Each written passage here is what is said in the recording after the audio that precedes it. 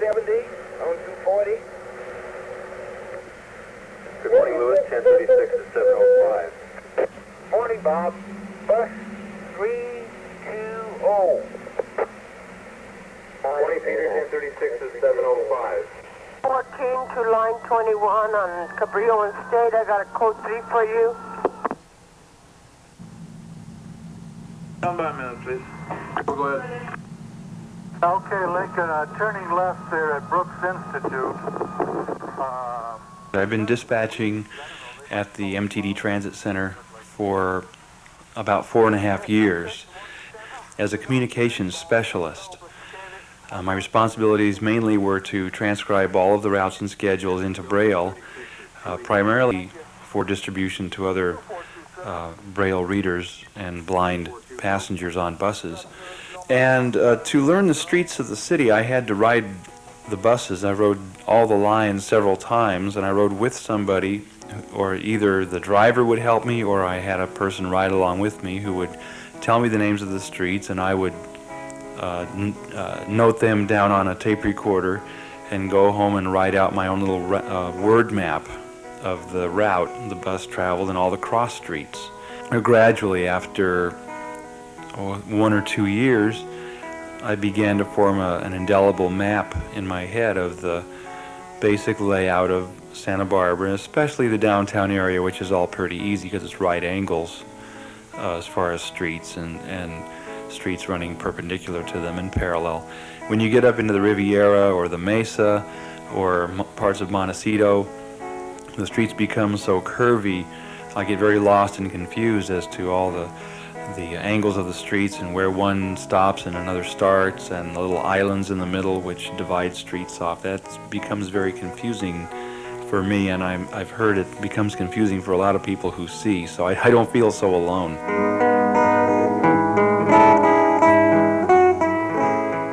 So it is a challenge to learn all the drivers' names and all their bus numbers and run numbers, and learn which run goes where and when it's supposed to be there, and to try to remember who's where when. That is all a challenge, and I learn new little tidbits of information every day in refining that information so that I have a better working knowledge of the system.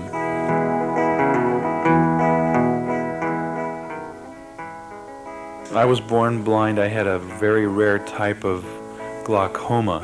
All that I could have done in those days was to be flown up to a hospital in San Francisco when I was 3 days old and have operations to relieve the enormous pressure from the eyeballs. The oversecretion of the liquid which maintains the shape of the lens caused such tremendous pressure that it destroyed the optic nerve connections. So there was nothing they could do to save my sight. The damage had been done before I was born. So I grew up never seeing, but I was the second to the youngest of 6 children, and out of my family of 8, I'm the only one who doesn't wear glasses. There are 2 opposites to light. Now you see using light as a standard of measure. You have all different ends of the spectrum of light, degrees, shades, brightness to dimness, and so on. All the different colors in the spectrum. For you, an absence of light would be darkness. And if you were to go blind, that's what you would experience probably, especially if you could open your eyes and see nothing. It would be darkness to you because it would be an absence of light. It's not dark for me because I've never known sight, never known light as a standard to see by. So it's not dark for me. There is just no sense perception there. And for someone who sees, that is hard to understand that I don't live in darkness. I just live without the sense of sight and function through hearing, touch, sense of space, sense of temperature, pressure, all the sensations that a being experiences minus what you experience through your eyes.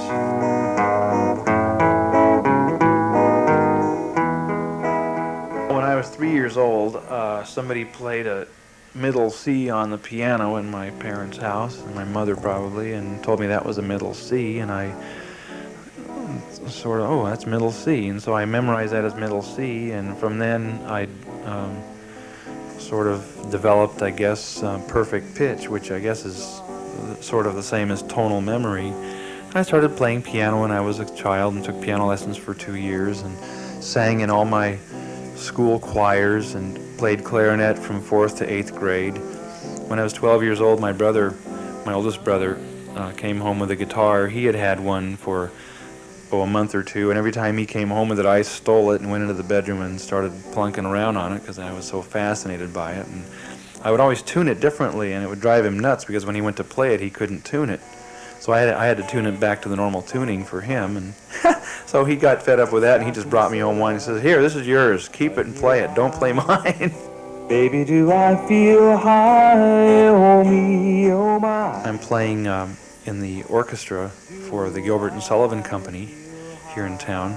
I've always wanted to play in an orchestra, and to get to play in a show orchestra is doubly fun because it's a performance and a play as well as music. And it's fun being in the orchestra pit because you're right in between the actors and the audience. So that's a lot of fun, right in the middle of things. I love to be immersed in the middle of the action. Everything going on all around me, and I'm just a small part of a big, huge event. That's a lot of fun. It's fun to belong. I think one of the scariest things for me, possibly stemming from being blind and maybe feeling inferior at times, was feeling rejected and not belonging. So it's wonderful to belong and contribute to things, whether it's playing in an orchestra or song leading in church, which my wife and I do every Sunday at a couple different churches, and getting people to sing better. So it's a lot of fun. It's a lot of pleasure.